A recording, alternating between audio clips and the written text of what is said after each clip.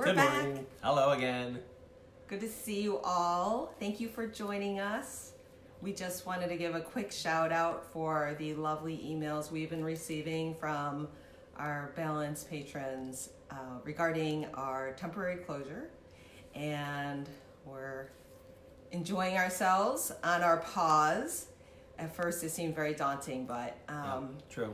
I think reframing it into more of like a retreat rather than the lockdown or quarantine is a little more appealing. So time to work on ourselves and help ourselves feel better. Yay! Yay! And one more thing, it's someone's birthday today. This guy over here. Happy birthday. Thank you. At the end of this broadcast, we'll be making the spanking tunnel. Does anybody remember that when you were a kid and everyone would The thing is, stand she's in a not row kidding. She's and not then kidding. go underneath Yeah, and people would no. spank. It was weird. That was such a weird tradition. But anyway, It's gone. It's gone. Yeah. Hi, Thank you. Angela. Hi, Yeah. Siobhan. Hi, Emily. Thanks for joining us. So today we're going to talk about some acupressure points. My favorite. One of my favorite things to do.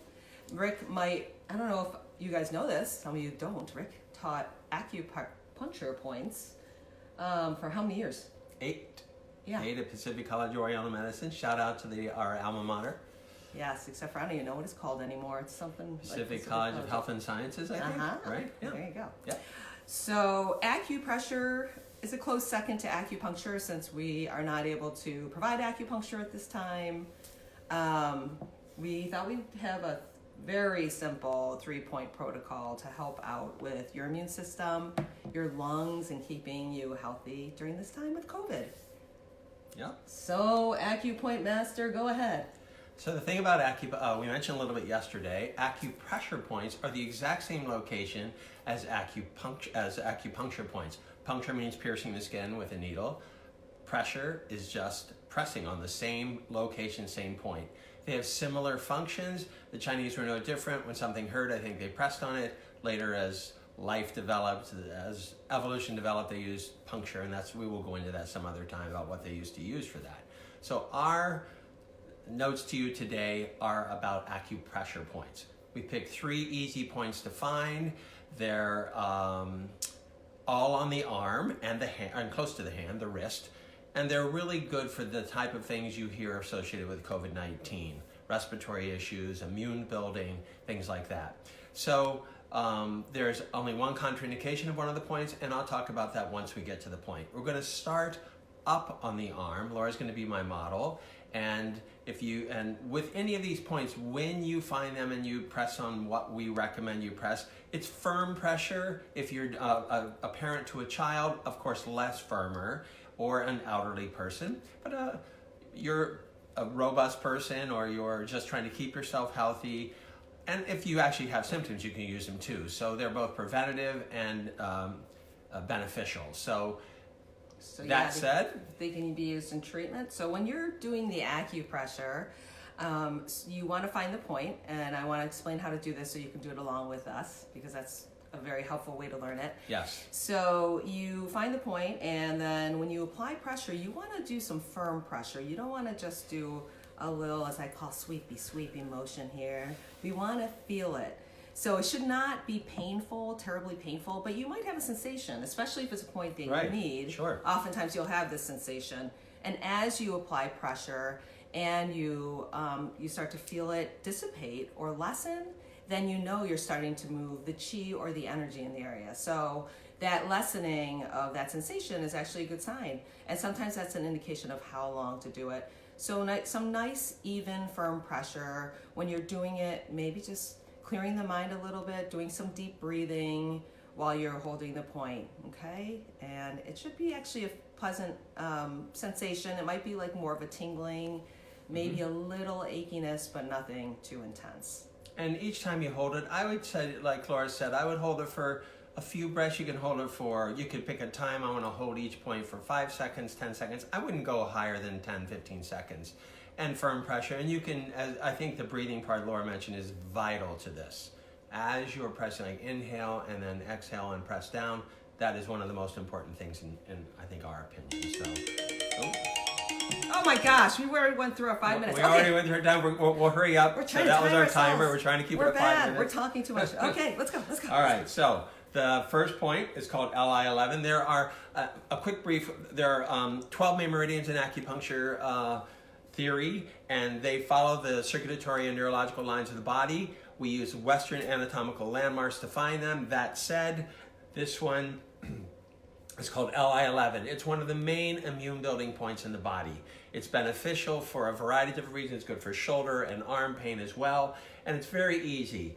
You really don't need to, you can just do a right angle. Laura was showing an easier way to do it, I think. I'm just trying to show my guns. I'm going to show, yes, Rosie the Riveter. So we're using a dot for visual purposes, so it's easier for you to see. So what you do is when you bend the arm, even at a right angle like this, it's really at the end of that crease. Not, the elbow is here, there's a biceps brachii tendon without going into all the anatomy, and it's halfway. But what we find easy to do, just bend the arm like that, at the end of that crease, we're going to put a dot right there. You have about a dime or a quarter maximum circumference.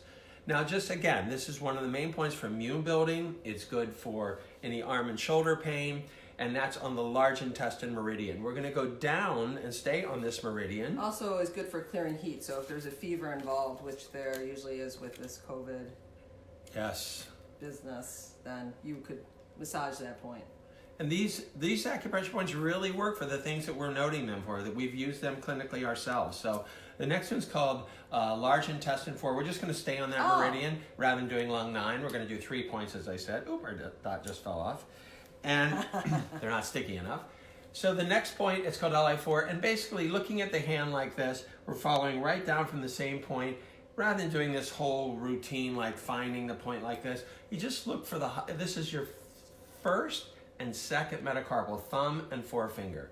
And if we turn the hand this way, we can see the high point. Or just put your thumb and next to your forefinger, and it's a high point. And this is one of the #1. There are people that base their entire practice on treating a point we're going to show later in the week, and this point called large intestine 4, hey goo. So it's called tiger's mouth, it's called adjoining valleys, it's been called many things. It has been the most studied point in Western neurology labs as the highest endorphin releasing, which is one of the byproducts of having acupuncture and acupressure.